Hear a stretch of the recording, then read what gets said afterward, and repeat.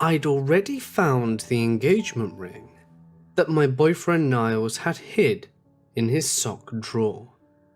Now, he was taking me on a romantic weekend getaway with a private dinner at the base of a waterfall. It was supposed to be the best day of my life, but now he's dead, and it's all my fault. I was ready to say yes. It's all I could think about on the drive through the state park. My family never thought it would last, but I was going to prove them wrong. Dad called Niles a pretty boy, and every time he saw a Disney princess, he'd point and ask, "Hey, isn't that your boyfriend?" I'd just smile and roll my eyes.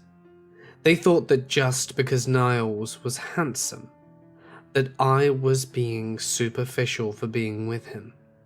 But he was so much more than that. He was kind and smart and funny. And even more importantly, he made me feel like that's exactly what I deserved. Everything was so perfect that night, except me. Something by the Beatles was playing on a handheld radio, and a dozen candles were scattered on the ground around us. There was chilled champagne in the ice chest, and stars in the sky, and the love of my life getting out of his chair to drop to one knee. Probably wasn't the answer he was expecting. It wasn't what I was expecting to say either, but it was the best I could do. He asked in disbelief. I didn't drive all the way out here for an I was frozen. I'd rehearsed this moment 1,000 times in my head, but my rehearsals hadn't prepared me for the breathless terror of the actual moment. All I could think about were my dad's words, wondering if it really was just his looks that I was attracted to. In 10 years, when he started to bald and put on weight, am I still going to think his jokes are funny? When we settle down and have kids, and romantic moments like these are replaced by daily chores and routines, will I still look at him the same way? Or even more likely, what if he's the one who gets bored of me? I said again. Unbelievable, he said. What? I didn't say no. You didn't have to. He wasn't kneeling anymore. He wasn't even facing me, just staring off into the emptiness of night. It's a serious question. I could have said yes then, but I felt obliged to defend myself. There's nothing wrong with taking a moment to think. Take all the time you need. I'm going for a walk. Again, I had a chance. I could rush up to him and hug him and say, of course I wanted to spend my life with you. But it only took him a few steps to exit the meager light of the candles, and Niles was gone before I could gather my wits. The radio finished playing, and I was able to distinguish a strange plopping sound separate from the crash of the waterfall. My rapid breathing became louder, but it didn't drown out the mumbling whispers from the dark water. Niles, are you still there? The whispering grew louder, a low rasping voice that sounded nothing like Niles, just coming beyond the ring of light. I couldn't make out every word, but a few were unmistakable. Your doubt, your fear, delicious. That last word sounded with particular clarity, drawn out and savoured, as though each syllable was tasted. Niles was playing a trick to get back at me. That meant he couldn't have taken my hesitation too seriously. I breathed a deep sigh of relief, but didn't even have a chance to fully exhale before I heard the crack of twigs, then a muffled swear, all the way up the hill we'd hiked on. Niles, was that you? My own voice so feeble and insignificant in the looming wilds. Come back, let's talk. All right, I'm coming. That was from the hill again. So he hadn't been the one whispering. I can tell you, hissed the whisper. A stir of movement behind me. I spun just in time to catch something like a long slug disappearing behind the light. How he feels. The whisper came from the same place. What he's really after, and whether you can give it to him. I heard Niles stumble, still a fair distance away. Okay, yeah, I said. I need to know. If a sound could curl like a smile, then that's exactly what the hiss did. Then it was gone. Its barely perceptible shadow slipping into the darkness, deeper, beyond. Hold on, I'm almost there, Niles shouted from the same direction. Niles, watch out! It had only just occurred to me what I'd done. There's something out! His screams overwhelmed the splashing water and filled the sky from horizon to horizon. Torturous, guttural, and long enough that he had to pause to draw breath to begin screaming again.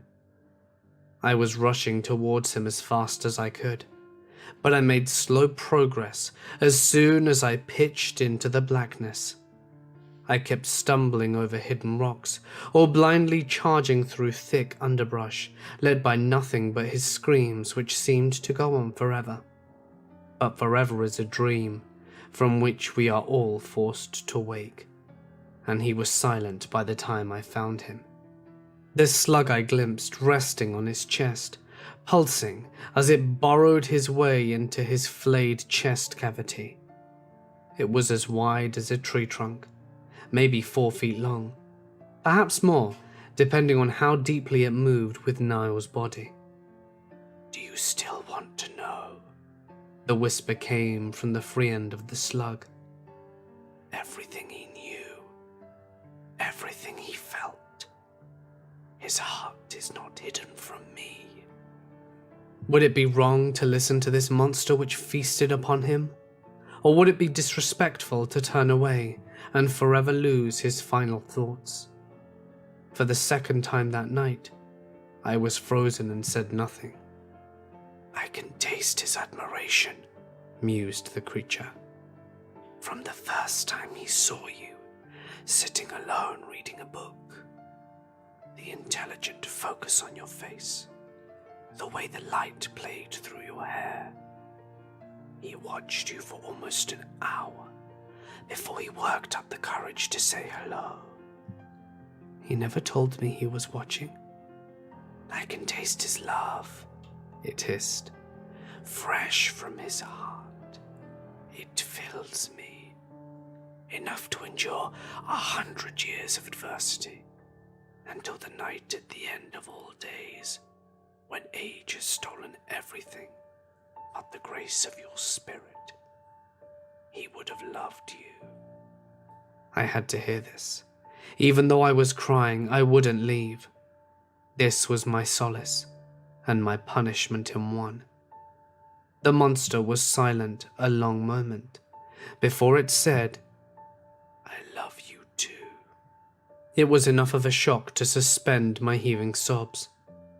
With everything he was, I am, it hissed. I love you with all his heart. The creature pulsed, then again, the ripple cascading up and down its fleshy mass as if it wriggled free. Niall's heart was in full view, raw and wet, and still beating where it was clutched in the creature's mouth, then swallowing. The heart vanished, still beating all the way down. I'm back, the second mouth said, speaking with Niall's voice as clear as the mounting air. Let's just start over, okay? Don't overthink. Don't make assumptions. Don't be afraid. Will you marry me? I started to cry again. Yes, Niles. It was always yes. I wasn't about to lose true love twice in one night. Besides, maybe my dad will finally shut up about me only loving him for his looks. I hate my job. I hate selling days of my life while barely earning enough to sustain it. I hate my boss who tells me I'm lucky to find stable work in such an uncertain world. I hate my friends who treat dreams like an unfortunate symptom of youth that needs to be outgrown. And most of all, I hate myself for not doing anything to change. I keep waking up at the same time every day to sit in traffic. I read the same lines on the same billboard with the same happy models leering down at me.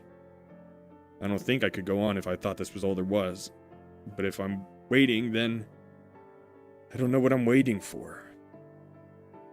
That's why I started listening to self-help tapes in the car. Motivational speakers would tell me about how I had the power to change my life, and for a few minutes at a time, I'd believe them.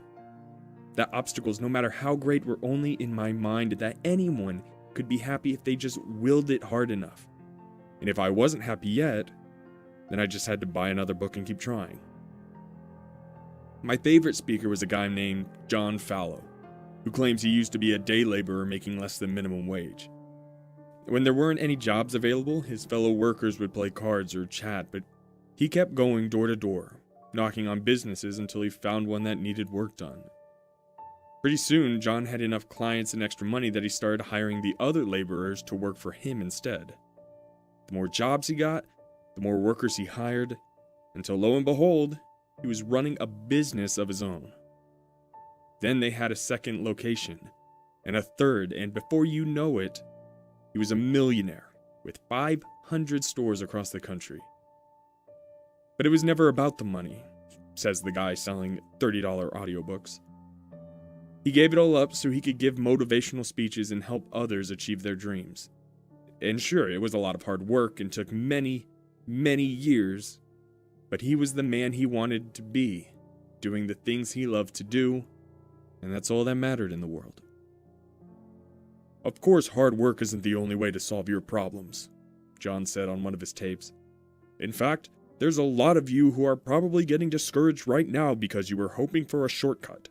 Well, I've got news for you, because there's a solution as easy as apple pie. You go on now and kill yourself tonight. I couldn't believe what I heard. Had I heard that right?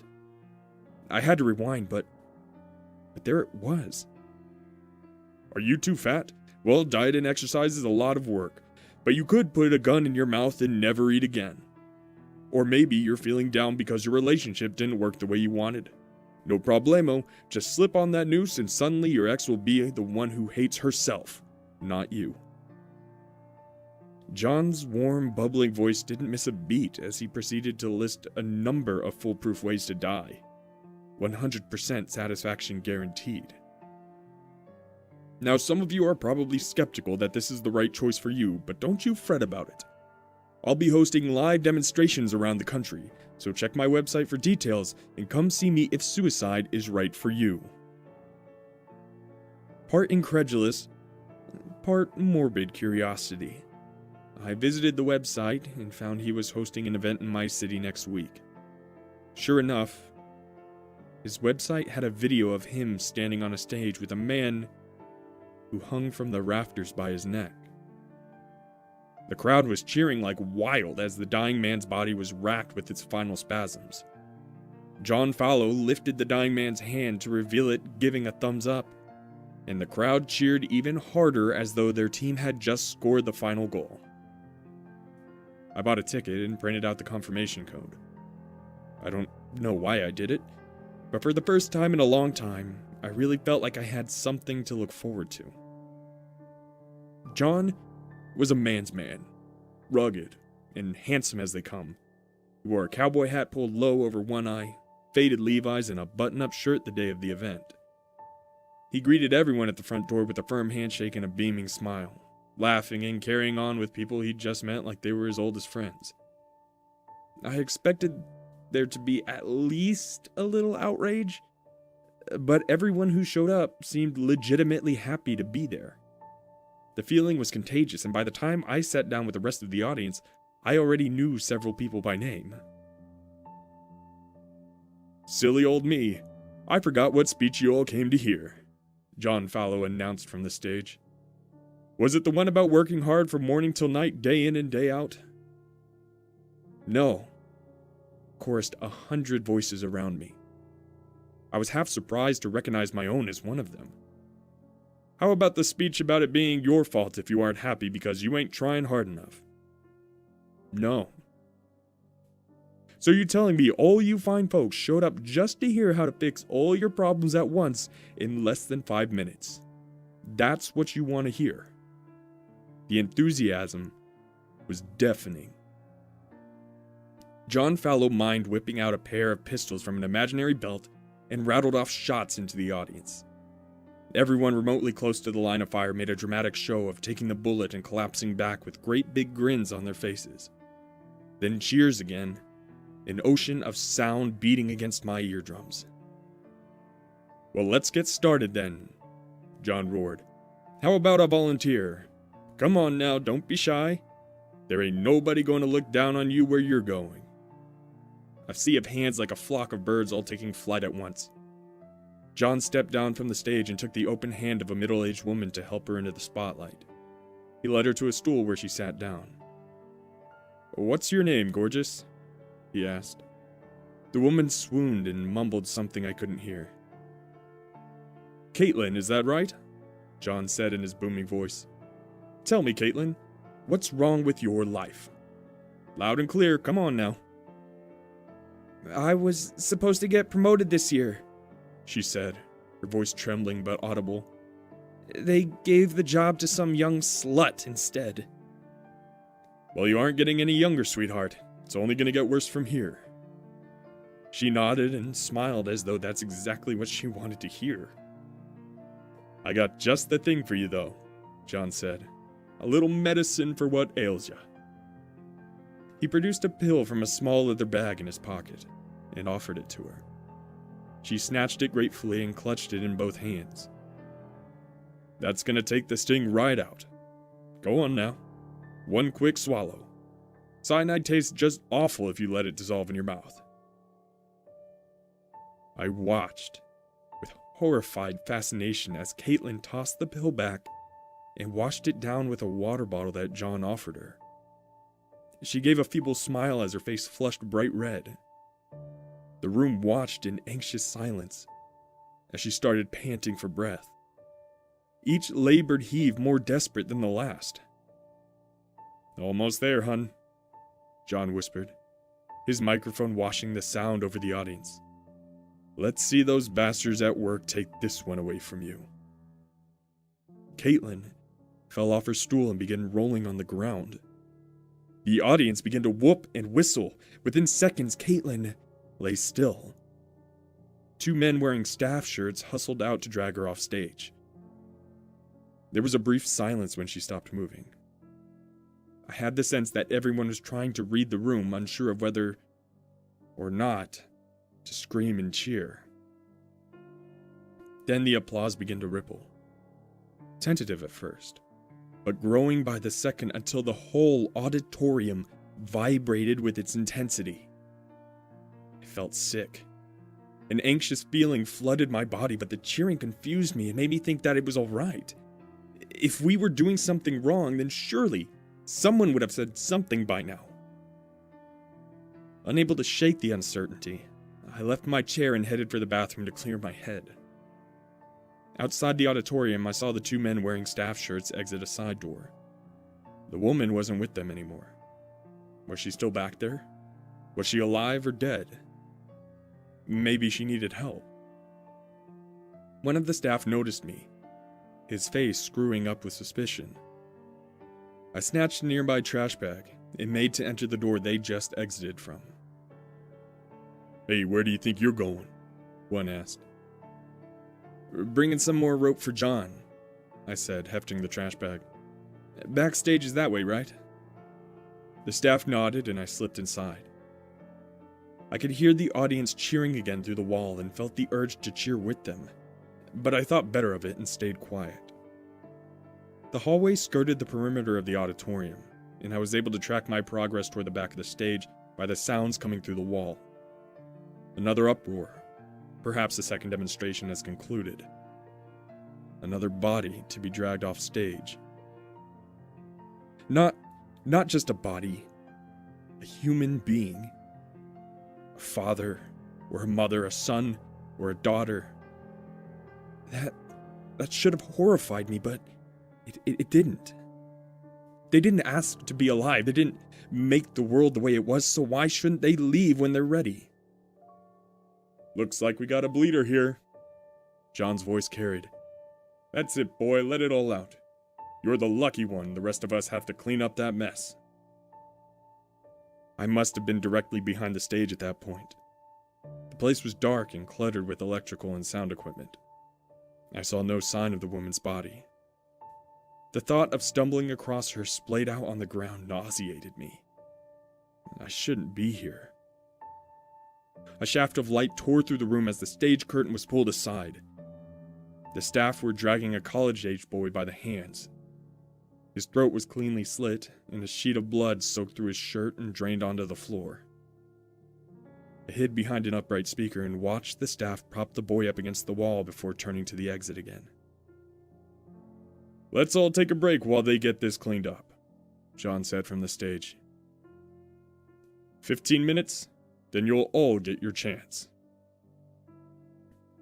The boy was still alive, spitting and gurgling blood. He panted with feeble, wet gasps. His red-smeared teeth were locked in a vicious grin. I started to creep toward him, but another blast of light made me scramble back to concealment. John Fallow moved through the shadows to stand over the dying boy. The boy's grin twisted into one of agony. He struggled to stand, but John put a boot on his chest and forced him back down. Shh, shh. He held a finger to his lips. Don't fuss. A lot of folks are dying to be with you. He laughed at his private joke. The boy tried to answer, but the wet, sucking sound which escaped his lips carried no words. You did this to yourself. You wanted to fit in so damn bad that you didn't care what you had to do. Now look at you. It was too late to save him. The boy was barely breathing now, and the pool of blood encompassing him was still growing by the second. John dropped to his knees to bring their faces level. It don't matter what other people expect from you, he said. The government wants you to make a lot of money to pay taxes. A holy man might tell you not to make any because it corrupts you. The people who sell burgers want you to be fat, and the people who sell diet pills want you to hate yourself for it. They all want something different from you. But you don't belong to them. You belong to you. The boy had stopped moving. I couldn't make out the faintest sign that he still drew breath. So what if you flunked out of school? Does that make the stars any less bright or the taste of strawberries more sour? Will you no longer feel your lover's caress or the ocean lapping your bare feet? Fear, pain, doubt. They're just passing clouds. And floating in front of the sun don't mean the sun ain't still there. So I'm gonna give you another chance, John continued. You get back up and go outside and tell me what you see. And if it's nothing but clouds, then pick one and call it beautiful and love it forever. Because it's all part of the same sky. With that, John Fallow pulled out a syringe and stuck it in the boy's chest. He began to buckle and squirm, but John held him down while wiping the blood from his neck with a handkerchief. It came off like makeup, leaving clean, fresh skin below. Get out of here, John said, and don't let me catch you back either. The boy scrambled to the door and disappeared. You too, John said, looking to where I hid, where it won't just be blood capsules and a temporary paralytic for you. I ran for it. Outside, I saw the boy with his head thrown back, looking straight up. Beside him was the woman who'd taken the fake cyanide pill, head back and staring with wild eyes. I don't know whether they thought they'd really died and came back or whether they knew it was a trick, but one thing I'm pretty sure is that neither of them had ever looked at the sky like that before.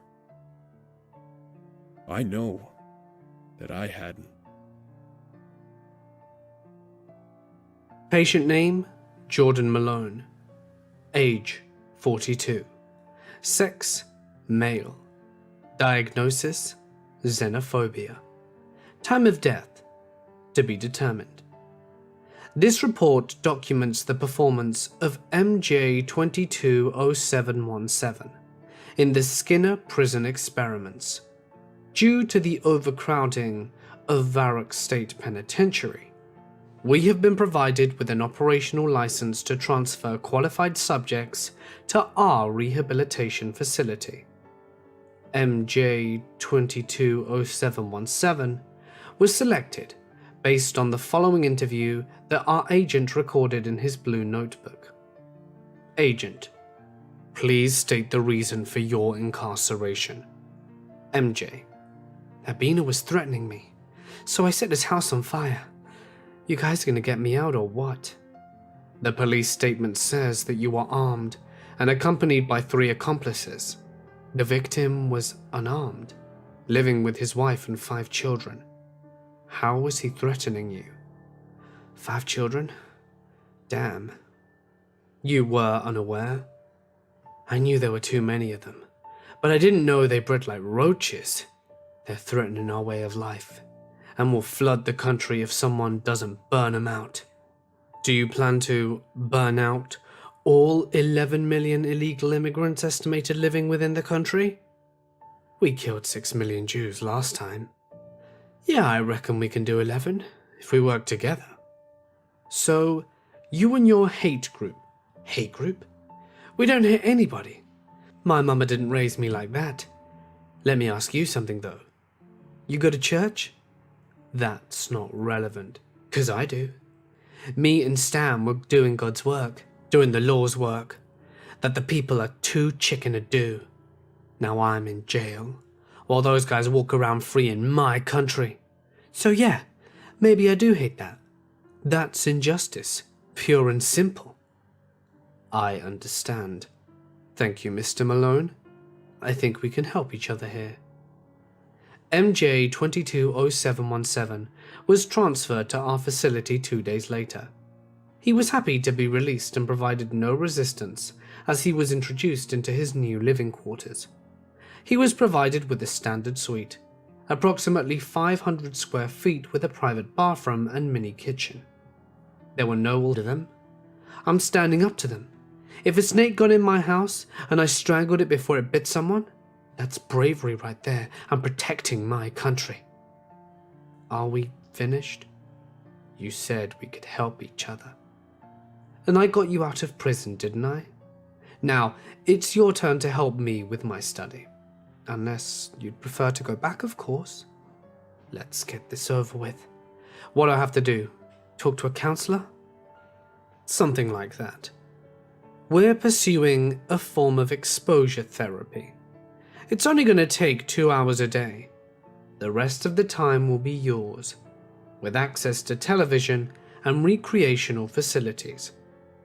I've heard of this exposure thing. So what are you going to do? You're going to lock me up with a spick? We're going to play checkers or some stuff? This isn't about your relationship with foreigners. We're more interested in the deeper, underlying issues, your fear of the unknown. MJ220717 did not protest as he was locked inside his living quarters. Security footage continued to monitor him as he paced the room in agitation. This continued for several minutes before he returns to his bed and points the remote at the TV.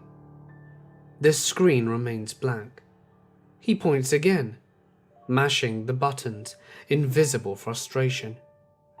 He gets off the bed and approaches the TV, reaching to turn it on manually. He isn't expecting the hand which reaches out of the screen to intertwine its fingers with his own. He stumbles backwards and falls onto his bed. The hand is gone by the time he returns to the screen and smashes it with his fist. MJ220717 hyperventilates as he removes the shards of glass from his knuckles, but he otherwise seems unaware of the entity now sharing his living space. All agents have vacated the area to give it space to work. MJ220717 goes to the bathroom, presumably to look for medical supplies. He isn't expecting the swarm of spiders that flood from the medicine cabinet. The capacity is only a few cubic feet, but the contents are sufficient to cover the entire surface area of the bathroom within seconds. MJ220717 flees the bathroom and closes the door behind him. He presses his back against it for several seconds, his hyperventilation exasperated. When he notices the spiders crawling under the door, he retreats to the bed and pulls the sheets to block the space. He's hammering on the apartment door, calling for help. There is still an hour and 40 minutes left on his session, and the door remains locked. The entity does not remain idle during this time. The hand has reappeared out of the garbage disposal, feeling its way around the kitchen sink. MJ220717 notices it now. He approaches and stares at the thing, realizing that it's growing into the room rather than reaching, similar to the development of a time-lapsed plant or mushroom. The hand and arm are swelling, the joints growing more gnarled and misshapen, and additional fingers begin to bud. MJ220717 tries to turn on the garbage disposal, but the hand intercepts him and interlocks its fingers once more. They struggle briefly before the subject is able to maneuver his free hand to reach the switch. He turns it on, but the intertwined hands drags him into the blades. He manages to turn off the garbage disposal before his hand enters. He flees once more to the front door, pounding and screaming. The bathroom door opens. The spiders have been growing in the same manner as the hand, and each one are now the size of a rat. They're now large enough for him to realize that they are scuttling on tiny fingers instead of legs. MJ220717 spends the remainder of his 2-hour session pressed against the door while the growing entities crawl all over him. He's still crying when the agent retrieves him and permits him to move to a fresh living space. Ever seen anything like that? MJ220717 is crying quietly. We're not so different, you and me. Or you and those people whose house you tried to burn down. Or you and your ancestors 10,000 years ago. We're all pretty much the same, compared with something like that, don't you think? I want to go back to jail. Please. You have 22 hours before your next session. Feel free to take comfort with your fellow humans in the recreational area until then. You have more in common than you think. I was almost friends with a monster when I was 11 years old. I would have preferred a human friend, but my family had just moved to a new city where everyone was cold and distant. My father promised that I would meet new people at school, but there were still a few weeks of summer and I had nothing to do. Elisa Williams was the one I really wanted to be friends with. She lived next door in a beautiful gray house with a high fenced yard. I used to sit with my back to the fence and listen to her playing and giggling, the sound bubbling up like music made for everyone. Everyone but me. I wasn't brave enough to introduce myself, but after a few days of moping around the house, my mother volunteered to do it for me. I stood behind her, carrying a basket of cookies while she knocked on the neighbor's door. "Lisa!" The man who opened it looked like a poorly shaved bear. "Get over here and meet your new friend." We're busy. came the shrill response from somewhere deeper in the house. My mother marveled about the woodworking and craftsmanship and asked the age of the venerable structure. "Now, Elisa," the bear bellowed. "I know you're alone up there." A short, angry sigh, like what circus lions must do before they're forced onto the stage. Then footsteps creaking down the stairs. I've got cookies, I supplied hopefully. "Elisa spends all day playing by herself," the bear said. "She's been so lonely since her mother passed. Some company will be good for her." I thought about the giggling I heard through the fence, and I didn't understand how someone could have such a good time on their own. Elisa appeared a moment later, her head hanging low in surly obedience. She wore shorts and long socks pulled halfway up her thighs, one bright green and the other purple. That's all I really saw because I was so embarrassed that I couldn't look up from the basket of cookies I held out. Elisa snatched the whole basket and briskly turned around again. I glimpsed a wave of black hair, curly like her father's but not so wild. After a few steps, she turned to glare over her shoulder with an expression a vegan might give up barbecue. Well, are you coming or not? I hadn't taken my second step before she cut in. Shoes off. I hasted to obey. No, the socks can stay on. What are you, some kind of barbarian? No, ma'am. I don't know why I said that, but I was scared of her and I didn't want to give her any reason to send me away.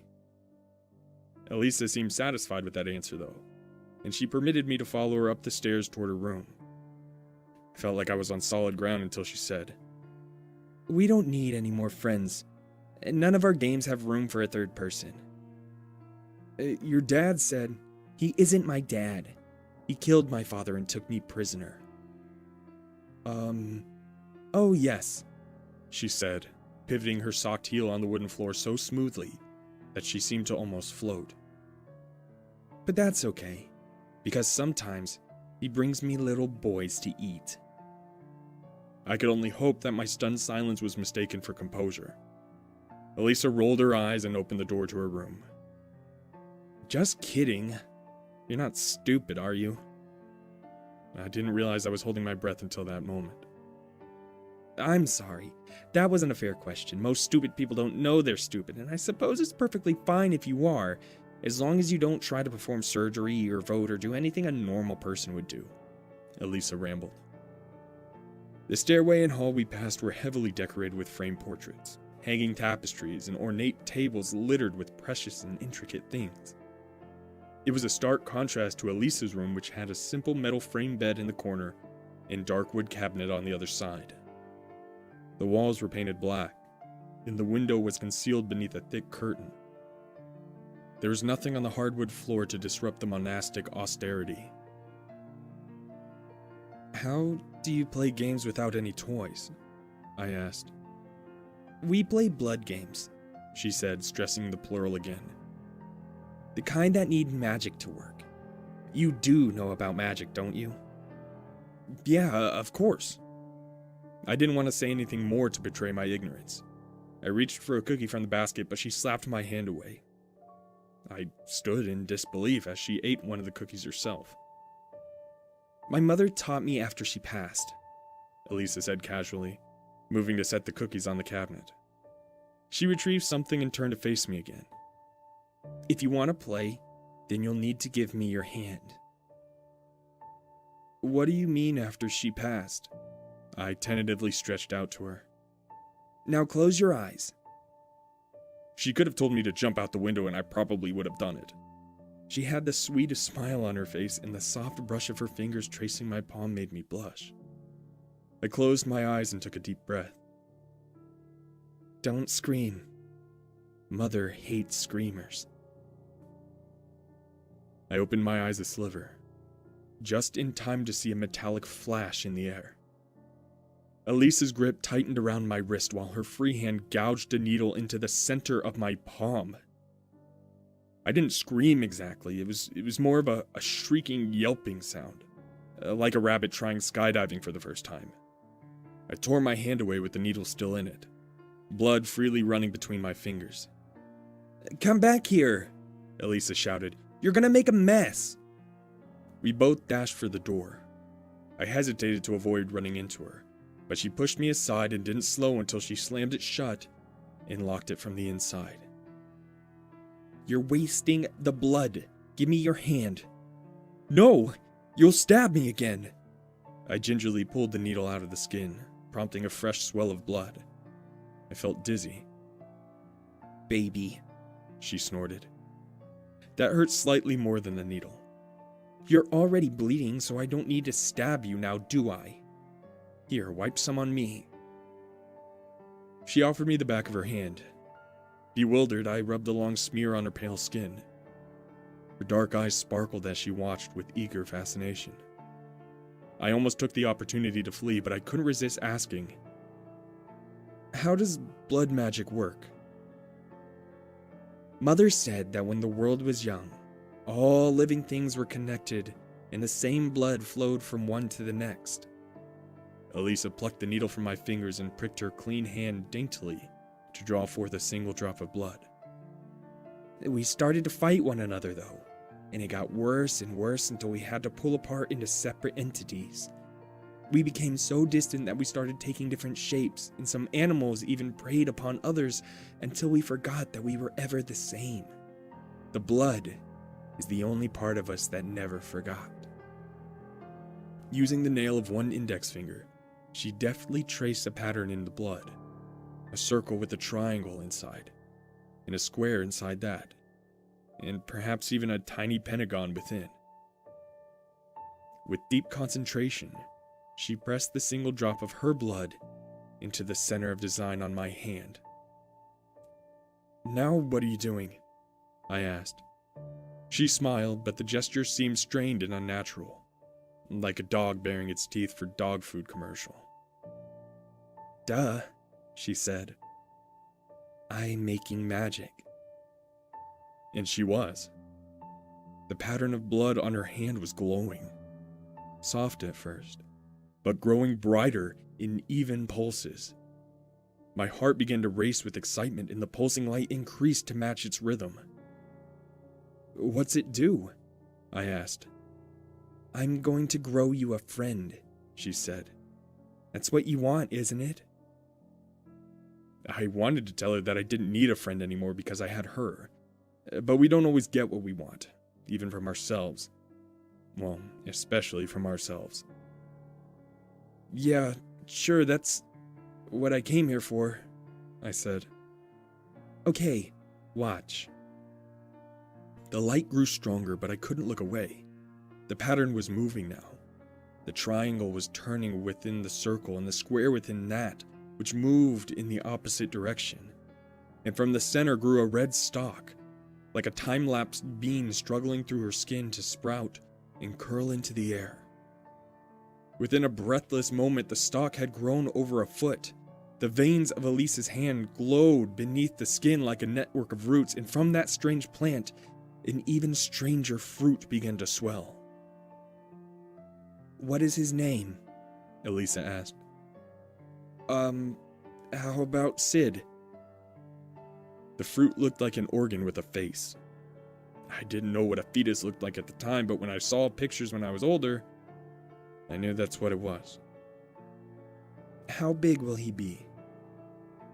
I want to be taller than he is," I said. She smiled. "What?" I said. "We'll be playing sports and stuff. I want to win." "What does Sid like to eat?" she asked. I glanced around the empty room, spotting the basket. "Cookies, I guess." It was larger now. I could make out tiny blue hands and feet pressing against its transparent cocoon. "And what does he love?" Her voice was fainter now, straining with exertion. Her glowing veins extended all the way down her arm now, and for the first time I realized the concentration on her face was mixed with pain. I don't know. I don't think I like this game. I don't want to play anymore." "You can't stop now. What does Sid love?" Elisa took a sharp intake of breath and grimaced. The plant had stopped growing, and the swiftly gorging fruit was about the size of a watermelon. How was it getting so big? Was it filling up with her blood? Stop it, I said. My voice cracked, but I didn't care. Make it go back. Cut it off. It's not an it, she grunted.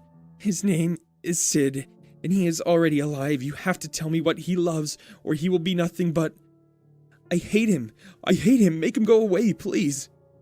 Hurry. You're part of the spell too. I can't do this alone, she said. It wasn't a watermelon anymore. It was the size of a dog and beginning to grow coarse fur.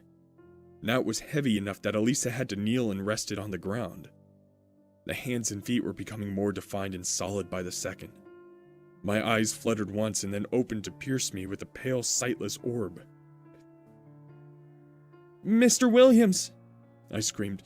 Mr. Williams, help! It's hurting her! Thunder on the stairs, but the wretched thing reacted to the noise and flailed its arms. One wild claw pierced straight through its encompassing sack and clawed the open air an inch from my face. Bright red fingers clutched the tattered opening and ripped it wide with a rush of blood. All at once, Sid was free and on the ground, standing almost as tall as me, pounding on the door. It was still locked. What's going on in there, Elisa? Are you okay? She laid panting on the ground. The blood was beginning to evaporate into a thick red mist. I choked, fell to the ground to avoid breathing in the heavy, wet air. The tattered sack, the discarded dying stem, both withering before my eyes. Sid was crouched in terror, its matted blue fur showing through the evaporating blood. Open the door! Boy, are you in there? I crawled across the ground to unlock the door. More pounding, louder and more desperate than ever. Out of the corner of my eye, I saw Sid flinching at each resounding crash. The instant I fully turned away from it to unlock the door, I heard Elisa scream. I pounded back the lock, and the enormous pressure on the other side made the door spring like a trap. The man was roaring, but it was too late. Elisa's stomach had been savagely opened. Sid loomed over her, digging through her stomach as though searching for something.